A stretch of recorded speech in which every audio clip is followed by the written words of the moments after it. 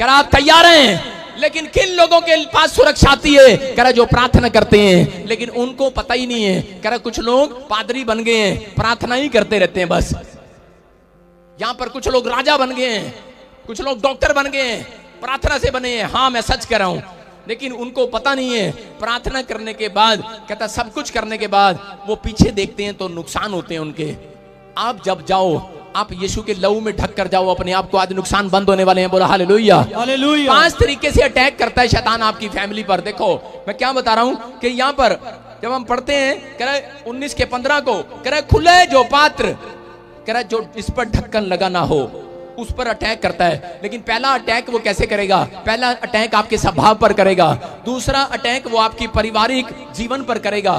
कह रहा है क्योंकि उसको मतलब है आपके अटैक करने पर, निराश करने पर। फिर वो आपके फाइनेंस पर अटैक करेगा।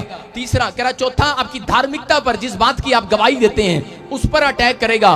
पांचवा कहता है आपकी आत्मिक जीवन पर, जिसमें आप प्रेयर से ब्लेसिंग पाते हैं, आत्मिक जीवन पर, आपकी स्पिरिचुअल लाइफ पर अटैक करता है। कह रहा 5 अटैक उसने करने ही करने हैं। लेकिन अगर लोगों को नहीं पता तो आज इन 5 को कह रहा जो आप इनको ढक दो यीशु के लहू से, आज आपको सुरक्षा मिलने वाली है यीशु मसीह के नाम में। दोस्तों बहुत सारे लोग प्रभु में आने के बाद, प्रार्थना करने के बाद भी वो बुरी आदतों के शिकार है।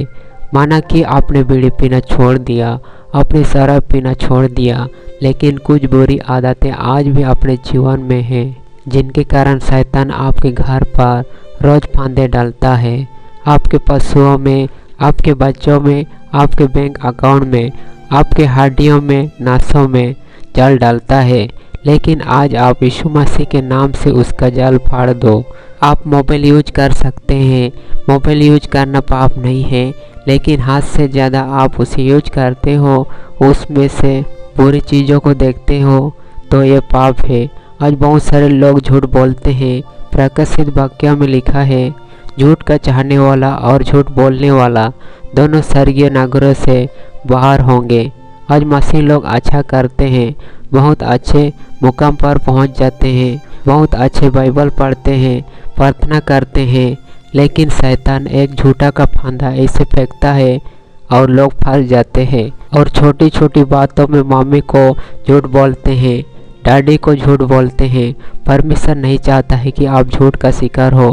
परमेश्वर नहीं चाहता है कि आप ऐसे ऐसे बुरी आदतें अपने जीवन में पाल के रखें।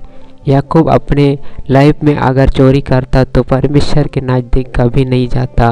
वो बोलता था, अगर मामा लोबान ने उस पर दोष लगाया और उसने कहा कि सुन, मैं चाहता तो तेरी भेड़ बकरियों को चुरा कर एक रात में भागा सकता था, लेकिन मैं जानता हूँ अगर मैं भेड़ बकरियाँ चुराऊँगा तो मुझे उससे डबल अपने ज़िंदगी में तेरे को वापस लौटना पड़ेगा। याद रखना कि जो आप करते हैं वही अपने ज़िंदगी में भुगतना पड़ेगा। कोई अगर चोरी करता है तो उसको दोगुना देना पड़ेगा। जब आप ऐसे छोटी छोटी बातों में फंसते हैं तब शैतानी ताकतें आपके ऊपर हमले करते हैं। इसलिए दोस्तों आज ही आप पश्चाताप का ढक्कन लगाकर शैतान के जाल को तोड़ दो। यीशु मसीह के नाम में परमेश्वर आप सबको आशीष दे।